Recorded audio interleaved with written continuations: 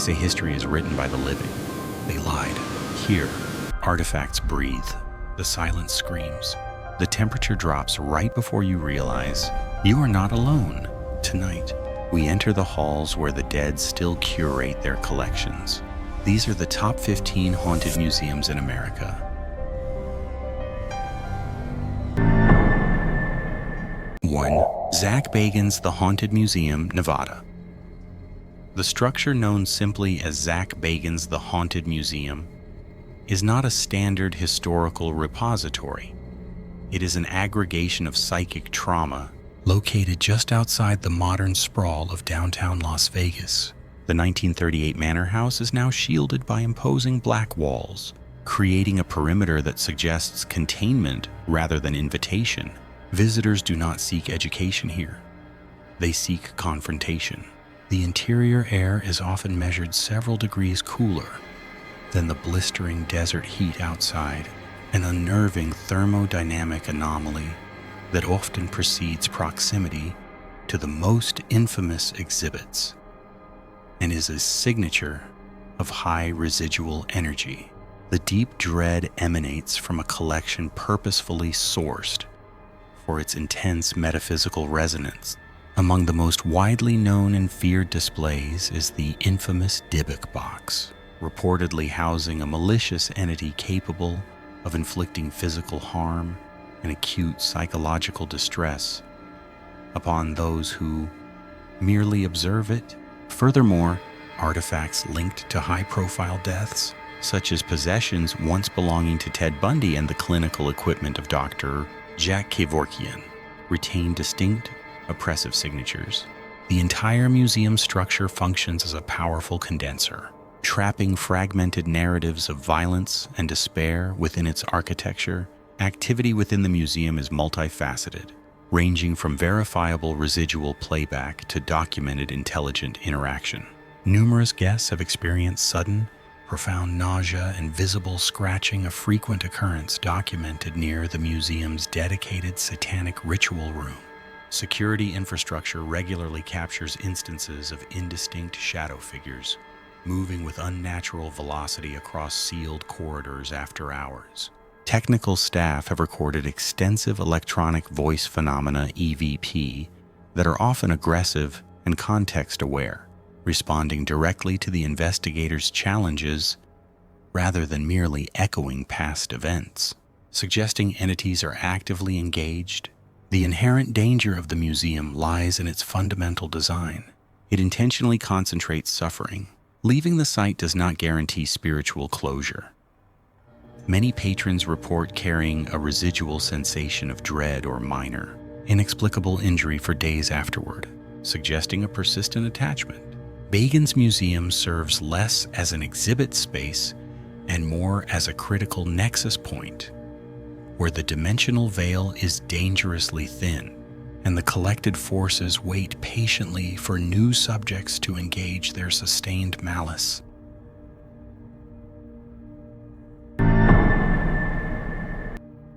2. Whaley House Museum, California. The air around the Whaley House in Old Town San Diego hangs heavy, thick with the residue of countless tragic lives, recognized as the most haunted house in America by the U.S. Commerce Department. This beautiful Greek revival structure hides a foundation rooted in inescapable pain. It is a place built not merely upon ground, but upon public execution, sorrow, and relentless spectral activity that defies modern explanation. The original plot was the site of the city's gallows, a fact the builder, Thomas Whaley, knew yet tragically ignored, believing that prosperity could conquer historical violence. Before the foundation was laid, the notorious thief Yankee Jim Robinson was hanged precisely where the entrance stairs now rise. Jim's presence remains the cornerstone of the haunting. His deep, resonant groans and the sudden thud of heavy boots often echoing on the upper landing, a sound that suggests a body struggling against the rope. The house became a magnet for misfortune, claiming not only the executed but the Whaley family itself. The sudden death of the infant Thomas Jr. and the later suicide of the deeply troubled daughter, Violet, sealed the estate's morbid reputation. cementing their perpetual grief within the mortar. Investigators and staff often report the faint, distinctive scent of pipe tobacco mingled with the delicate, oppressive smell of Anna Whaley's lavender perfume near the upper hall. Downstairs in the courtroom, heavy objects sometimes shift without assistance, and keys often disappear from locked display cases only to reappear days later in plain sight. Confounding security protocols. The upper floor, however, is reserved for the chilling, direct encounters. Visitors consistently report seeing a small, fleeting shadow, the young Thomas accompanied by the unnerving sound of a child's shoes tapping across the empty floorboards above the parlor. A frantic, rhythmic pace that never slows or ceases. Today, surveillance monitors capture orbs of light and strange distortions. But the true horror is the permanence of the suffering. The Whaley house is not merely occupied. It is a reliquary where historical trauma repeats on an endless, documented loop. Every sound, every sudden drop in temperature serves as incontrovertible evidence that the dead of San Diego refused to vacate their original claims, forever trapped beneath the relentless California sun. 3. Merchant's House Museum, New York. The air within the Merchant's House Museum on East 4th Street carries a specific cold density, a stillness undisturbed, since the Treadwell family sealed it behind them in 1933. Stepping across the threshold is not entering a preservation, but an arrested decay where the very dust seems to hold its breath. This house, built in 1832, is widely regarded as one of Manhattan's most profoundly haunted sites, a reputation resting almost entirely upon the spectral permanence of its final resident, Gertrude Treadwell. She was born in the front parlor and died upstairs 74 years later, a spinster who never left, and apparently still hasn't. The legend maintains that Gertrude denied the possibility of a life outside the suffocating constraints of the Victorian era, became irrevocably fused with the architecture itself. Historians who study the site report inexplicable phenomena that defy rational explanation. The most frequent encounters occur on the 3rd floor, particularly in the servants' quarters, where visitors report a sudden, sharp drop in temperature and the distinct aroma of lavender and old roses, scents associated with Gertrude's solitary life. Security cameras have, on occasion, captured fleeting shadows moving in the darkened hallways, and doors known to be latched are frequently found ajar upon morning inspection. The definitive manifestation, however, is auditory. Staff often hear the rustle of antique silk skirts descending the grand staircase, accompanied by soft, repetitive footsteps on the runner footsteps that begin upstairs and invariably stop precisely at the level of the 2nd floor landing. Sometimes a disembodied sigh, thin and infinitely weary, echoes from the master bedroom. One documented incident involves a conservator finding an indentation on the antique linen bedspread, as though someone had recently sat there, momentarily resting before continuing an endless, unseen vigil. The terror of the Merchant's House is not in violent poltergeists, but in the crushing weight of unbroken silence and perpetual presence. Gertrude Treadwell is not an angry spirit, merely a stranded one, eternally traversing the narrow confines of her former life. She is the quiet, chilling realization that sometimes, when a life ends, the tenant refuses to hand back the key, remaining in the shadows of the parlor, listening patiently for the front doorbell that will never ring again.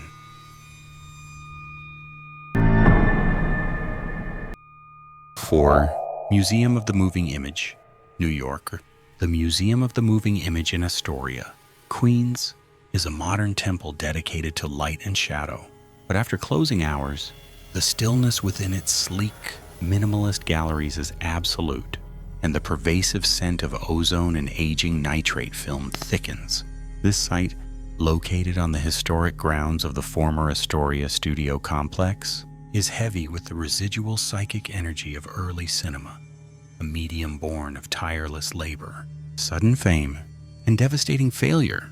The common narrative among the evening maintenance crew focuses not on a starlet's ghost, but on the anonymous, relentless technical crew, specifically the projectionist's shadow, rumored to be connected to a fatal electrical fire in the studio's editing bay in 1929. They say he never finished his last reel. The haunting manifests specifically through media interference and sensory manipulation. In the main history gallery, which showcases bulky 1920 sound equipment, guests and staff routinely report acute, inexplicable drops in temperature, cold spots that feel less like air conditioning and more like a vacuum of warmth.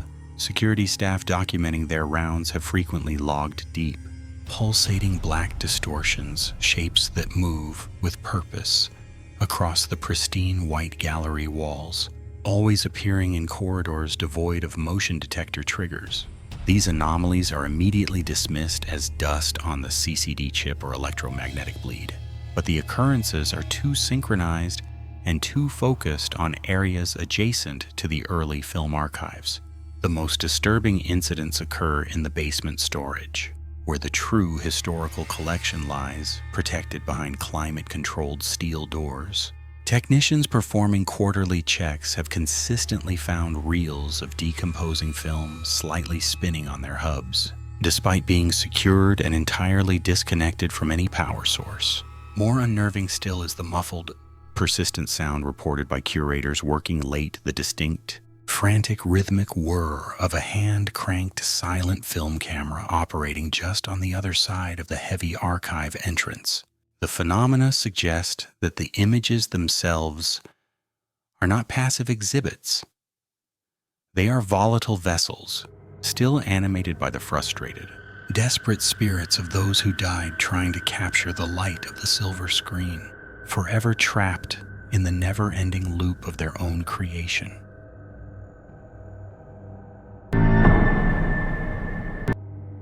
Feel Ellis Island Immigration Museum, New York.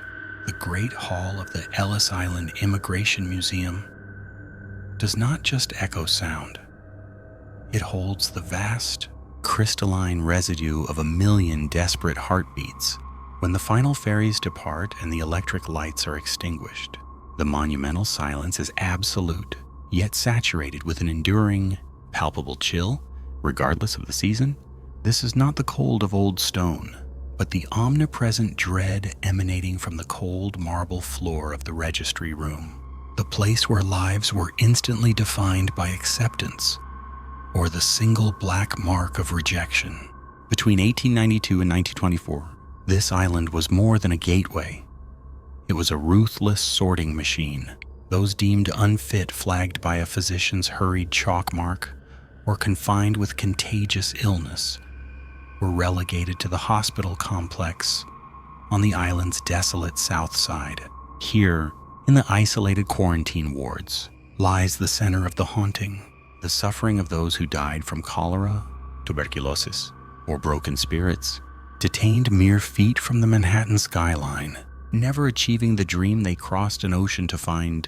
These souls remain locked in a bureaucratic purgatory. Custodians and historical preservationists working in the derelict hospital wings report common, chilling phenomena.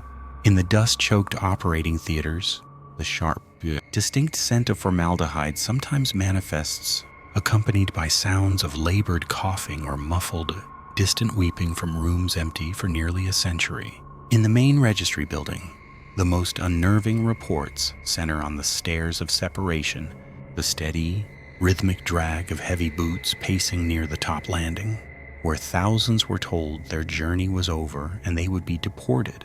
These specters are not malicious. They are merely trapped in the agonizing, looping moment of quarantine and rejection. They remain perpetually waiting for the signal, the final stamp of approval that never came, to allow them to step across the threshold into the life they were promised. When the doors of Ellis Island are bolted shut at night, the island does not truly sleep. It simply resumes its timeless function as a detention center for the eternally hopeful dead.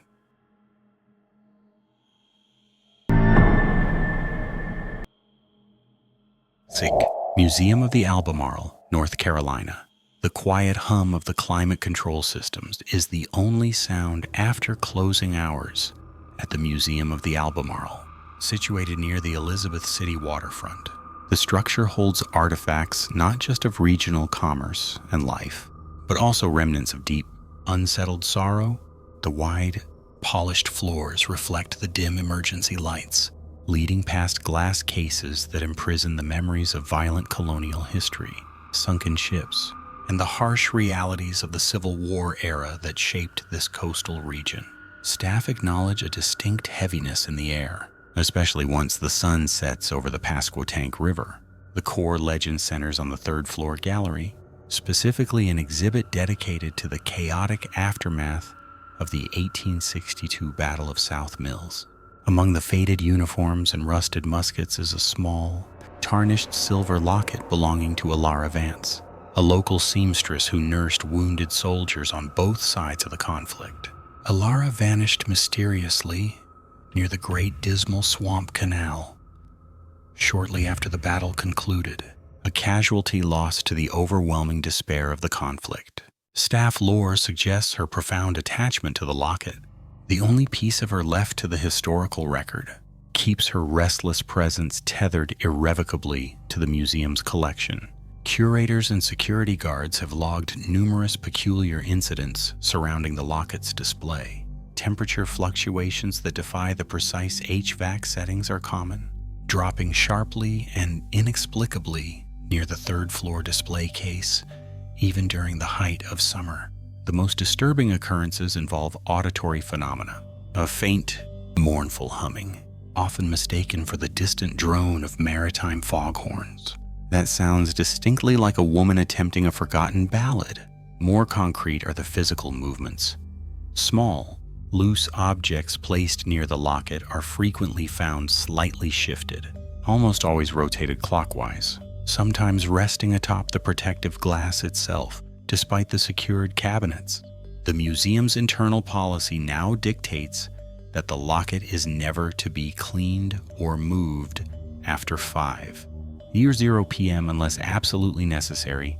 The prevailing fear is not that the spirit is malevolent, but that she is hopelessly searching for something she lost long ago, likely the rest of her life. In the pervasive darkness of the Albemarle Museum, beneath the unblinking gaze of historical portraits, staff understand they are merely temporary custodians of Alara Vance's unending grief. 7. Lake County History Center, Wycliffe Mounds, Ohio. The air surrounding the Lake County History Center is perpetually thick, carrying the damp, earthen scent of millennia. The modern facility stands unnervingly close to the Wycliffe Mounds, the low, silent earthworks that represent the concentrated history and burial grounds of ancient cultures. These aren't natural hills. They are intentional monuments and resting places, the spirits of which now serve as unsettling neighbors to the archives and exhibits established to document their legacy. The very geography feels burdened, an uneasy truce between the living researchers and the profound stillness of the dead beneath the manicured lawn.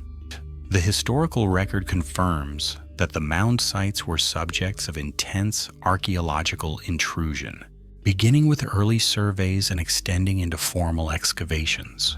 The process broke the solemn pact between the ancestral spirits and the soil that held them. Legend maintains that when the initial earth was disturbed, a palpable, pervasive sorrow settled over the area. It is believed that the residual energy of these ancient residents, denied their final, undisturbed rest, now permeates the very foundations of the building constructed to house the findings taken from their ground. Binding them to the structure, this trapped energy manifests specifically within the historical wing. Curators and night watch personnel routinely report localized phenomena near displays, featuring artifacts pulled directly from the mounds. Staff experience sudden, dramatic drops in temperature near the climate-controlled storage areas, often followed by the distinct sound of bare feet shuffling on the concrete floors where no living person walks after hours. The most chilling and commonly reported incident involves an intense, freezing pressure felt on the back of the neck, giving the distinct impression of an unseen presence leaning closely, meticulously examining the modern labels affixed to objects that rightfully belong to them. The History Center, therefore, functions less as a museum and more as a holding cell. The artifacts are not merely objects of study, but silent conduits for the aggrieved. When the final lights dim and the protective systems cycle on, the deep silence that remains is not peaceful. It is merely the quietude of 1,000 voices, waiting patiently for the day the soil, disturbed and cataloged, inevitably reclaims its stolen history.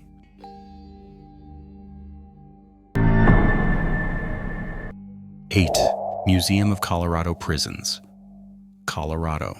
The air inside the Museum of Colorado Prisons in Canyon City does not circulate. It hangs, thick and cold, scented perpetually with dust and the phantom metallic tang of disinfectant. Built on the grounds of the notorious territorial prison, the structure is less a historical repository and more a cage for the memories of violence that stained the granite walls of the institution it served for 108 years. Visitors often comment on the oppressive silence in the Hall of Executions, a silence that seems to press down on the chest until breathing becomes shallow and labored. The legend centers around Cell 19, an isolation box notorious for housing some of the most intractable inmates. It is said that in 1947, a man named Silas, driven mad by sensory deprivation, starved himself to death, etching a final, desperate symbol into the soft mortar with a broken fingernail.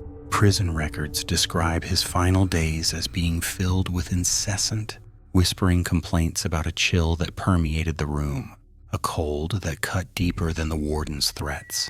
That chill, locals believe, never left. The hauntings within the museum are specific and unnerving. Security cameras routinely capture inexplicable shadows crossing the barred walkways after hours. Shadows too defined to be mere reflections. In the exhibit displaying original shackles and restraint devices, objects are frequently rearranged, or sometimes the heavy irons will begin to rattle softly, a metallic, syncopated rhythm in the dead quiet of the night. Curators working late have reported hearing a low, strained coughing sound originating from the locked Cell 19 display, followed immediately by the unmistakable, chilling scrape of something sharp against stone. Last winter, a maintenance worker investigating a persistent draft in the old laundry room found a perfect, pale scratch mark scored into a freshly painted concrete pillar. It was the same jagged, indecipherable symbol Silas had left in his cell 70 years prior. He cleaned the mark, but when he returned the next morning, the symbol was back, deeper now, and the entire pillar was coated in a thin sheen of frost.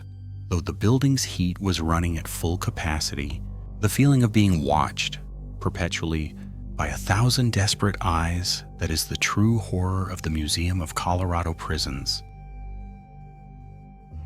9. The Dumas Brothel, Montana.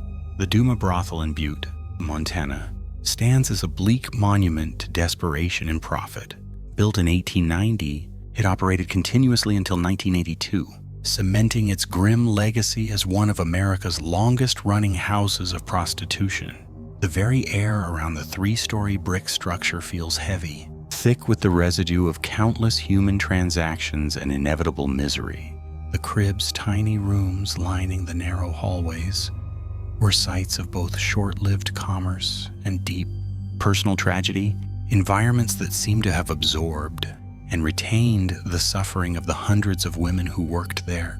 Documented history suggests the brothel witnessed several violent deaths, including suicides and murders, incidents often hastily covered up by local authorities keen on maintaining Butte's industrial rhythm.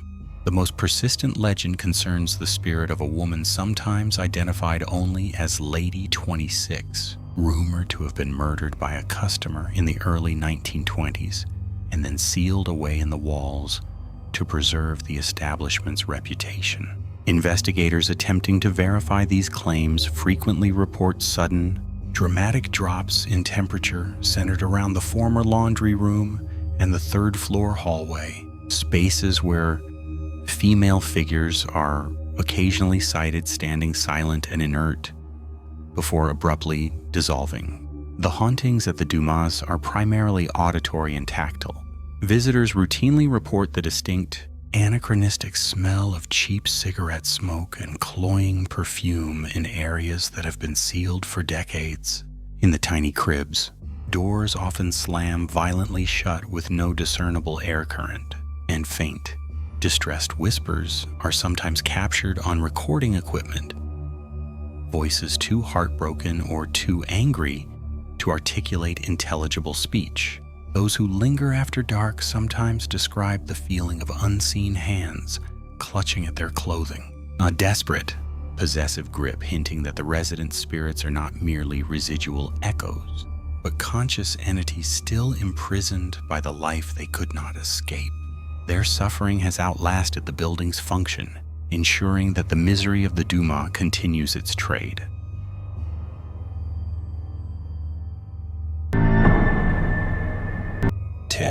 McKay Mansion Museum, Nevada. The air in Virginia City often carries the scent of pine and high desert dust.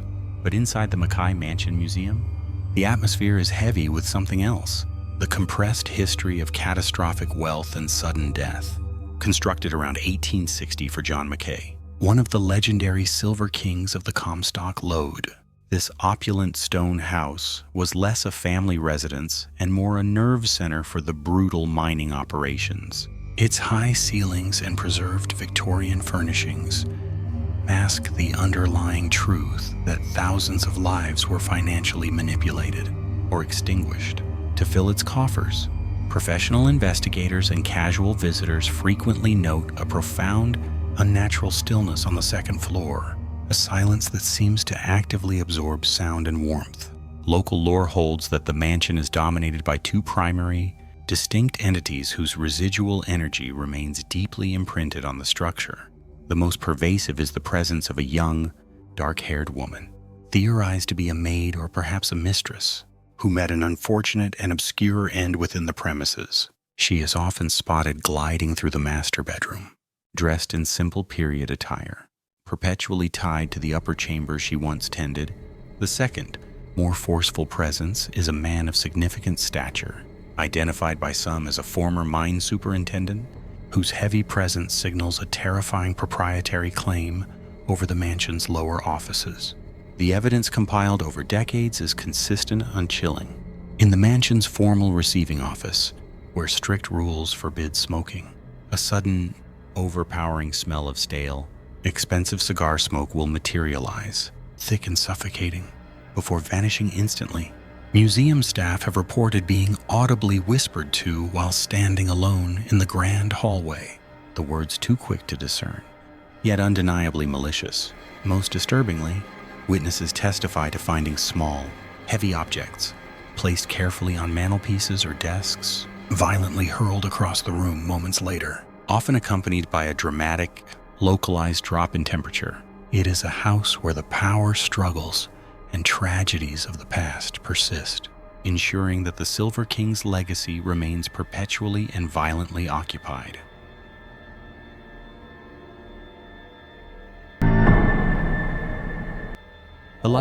Stevenson House Museum, California.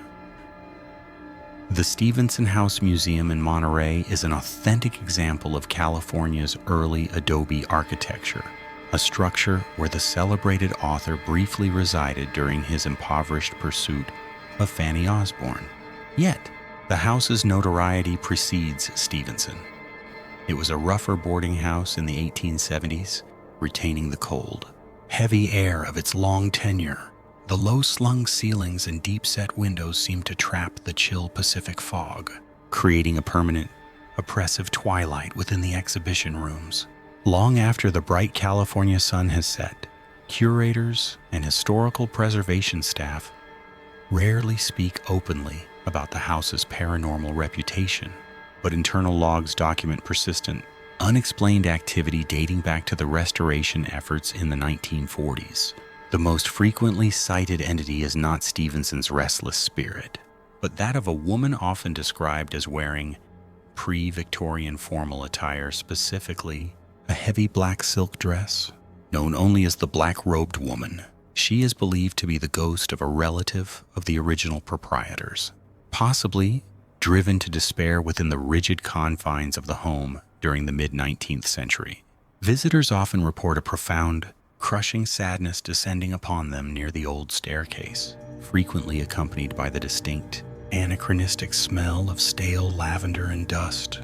The activity is rarely visual but intensely auditory and tactile, adhering strictly to a routine only witnessed after hours. Docents have repeatedly recorded doors locking themselves from the inside, and period furniture, particularly chairs in the second-floor bedrooms, occasionally being found violently repositioned overnight, sometimes moved several feet across the worn wooden floors. The most unsettling reports come from the final closing staff.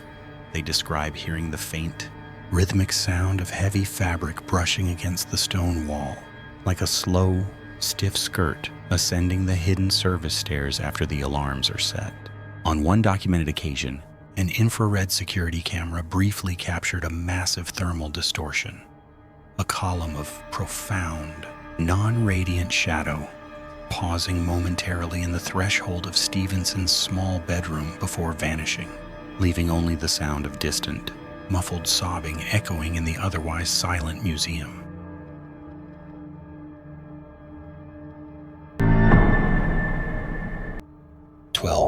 Molly Brown House Museum, Colorado. The air inside the Victorian Manor on Pennsylvania Street hangs heavy and cold. Regardless of Denver's altitude or the heat outside, this palpable chill is not merely the consequence of preserving a Gilded Age relic, but something far more intimate and possessive. The Molly Brown House Museum, famous for its association with the unsinkable Margaret Brown, is less a monument to survival and more a stage for perpetuity. Late shifts often recount a subtle, almost sickeningly sweet floral scent overlaying the decades of dust. The unmistakable aroma of her favorite Russian roses, blooming eternally across the decades. Margaret Brown purchased this house in 1894, and though she spent her later years traveling, witnesses insist her attachment to the property remains unbroken. The legend suggests Margaret, a woman known for her fierce will, actively manages her memorial, unable to relinquish control even in death. Staff have logged countless instances where artifacts seemingly move themselves. A painting shifted slightly off-center, or the antique rocking chair in the main parlor found gently swaying, even when secured. This isn't malicious haunting, it is proprietary oversight, delivered by a spectral matriarch. The most unnerving reports center around the second-floor master bedroom and the dimly lit stairwells. Visitors have felt a distinct, frigid pressure on their shoulders, as if being steered away from certain objects deemed too personal for public view. Furthermore, a presence less grand than Margaret has been observed. A male spirit, sometimes identified as her husband, J. known for the faint, pungent scent of his favorite pipe tobacco lingering near the library shelves or the back study. These are not grand apparitions, but quiet, domestic echoes of a life refusing to concede the finality of passing. Security logs detail multiple alarms triggered by inexplicable internal movement, usually near Margaret's personal belongings, or the servant stairwell long after the doors are locked. To step across the worn threshold of the Brown house is to enter a domestic space still actively and stubbornly inhabited. You aren't just touring a museum. You are being vetted and observed by the former owner, a forceful, unsinkable spirit who still demands that her house and its staff be kept precisely to her liking.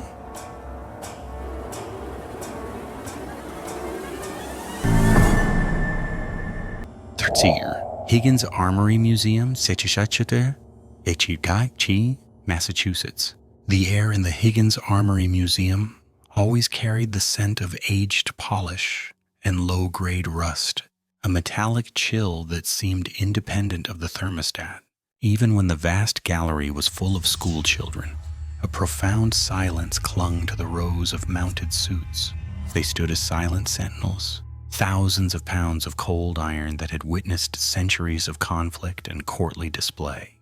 But when the doors locked and the alarms were set, the stillness curdled, transforming the grand hall into a stage for history that refused to be retired. The weight of the past here was literal.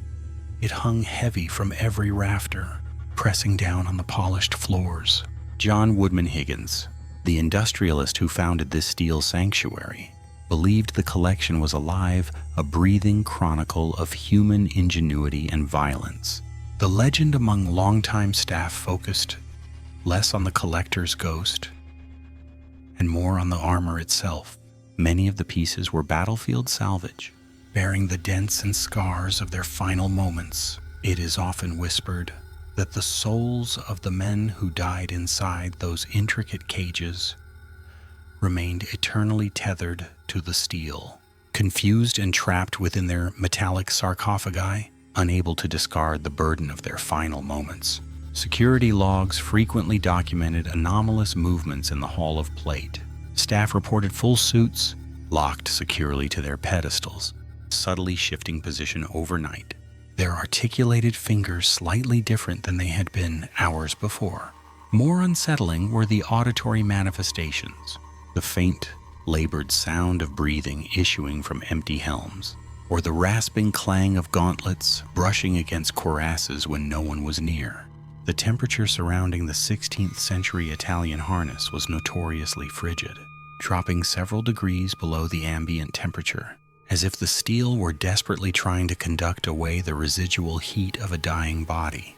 The most terrifying encounters involved the feeling of being pressed or shoved while passing the jousting section, often followed by a heavy, hollow thud, like a knight stumbling in full tilt. When the museum's main lights went out, the display ceased to be history. It became a barracks occupied by men who had forgotten how to take off their armor. They wait, silent, ready for a battle that ended 500 years ago, and they are never alone inside those cold steel shells.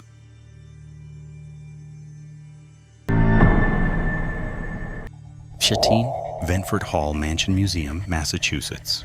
The air inside Ventfort Hall is heavier than the granite walls suggest, a palpable, suffocating residue from the Gilded Age ambition that constructed it in 1893. Built for Sally Mellon McKay Gilder, a prominent Vanderbilt heiress, the Lenox Mansion was meant to be a statement of extravagant, unquestionable permanence, yet now it whispers only of quiet loss. The painstaking restoration efforts, admirable as they are, often feel like attempts to scrub away the shadow of the past, a task that invariably fails in the deep stillness of the former servants' quarters and the long, shadowy gallery. The history insists on remaining, a chilling layer beneath the polished floors. Preservationists and security staff regularly document cold spots that defy the heating system. Sudden temperature drops localized entirely to the grand mahogany staircase. This is believed to be the preferred pathway of the hall's main resident phantom. A woman often glimpsed fleetingly in full period dress, pausing mid-ascent before dissolving into the dust motes of the afternoon light. More disturbing are the documented auditory events, disembodied conversations, too faint to decipher but undeniably present drift from the unused upper floors, followed occasionally by the sharp, single note of an unseen piano striking discordantly in the dead quiet of midnight. Maintenance crews have learned to ignore the distinct sound of high heels clicking across the third-floor landing when no one is present above the second. The most unnerving activity centers around the hall's labyrinthine, cold basement. Originally designated for storage and utilities, here, the oppression is absolute. Equipment mysteriously malfunctions without electronic explanation. Locked doors rattle violently in the dead quiet, and the distinct smell of heavy, old-fashioned violet perfume sometimes fills the air, lingering for only a few sickening seconds before vanishing. Those who work alone in the humid archives consistently report the constant, crushing sensation of being scrutinized, the feeling that an invisible entity is standing just behind them, leaning in close enough to breathe the stale air, but never close enough to see the face. Ventfort Hall is not merely preserved. It is held captive by the memory of its demanding mistress, a memory that requires constant, silent company.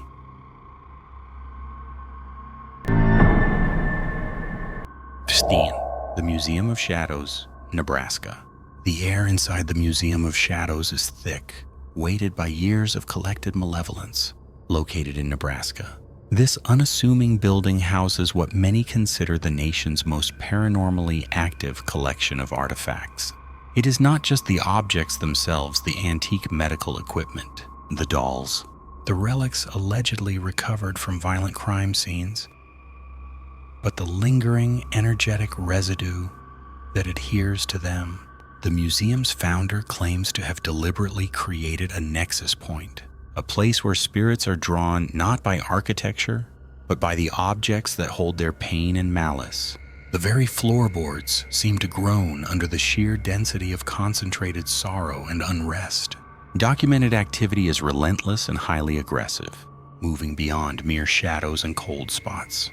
Guests frequently report being scratched, pushed, and subjected to audio phenomena that mimic distress calls. One section, dedicated to turn-of-the-century funerary objects, is particularly volatile.